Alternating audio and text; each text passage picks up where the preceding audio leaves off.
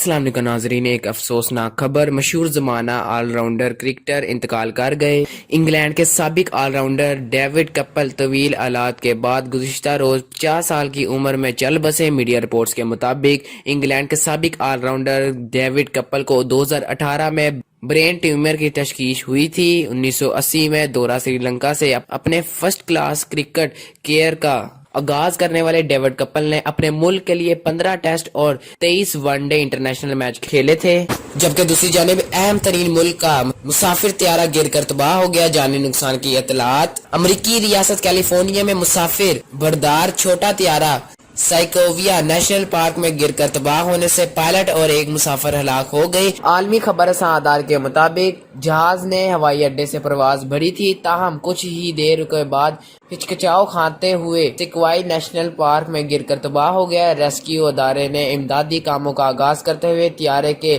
ملبے سے 2 افراد کی لاشیں نکالیں، جن میں سے ایک پائلٹ ہے، تاہم ہلاک ہونے والوں کی شناخت ظاہر نہیں کی گئی۔ حادثے کی وجہ کا تعین نہیں کیا جا سکا۔ فیڈرل ایوییشن کی جانب سے ایک انکوائری کمیٹی تشکیل دے دی گئی ہے۔ طیارے میں آگ لگنے کی وجہ سے نیشنل پارک کو عوام کے لیے بند کر دیا گیا ہے۔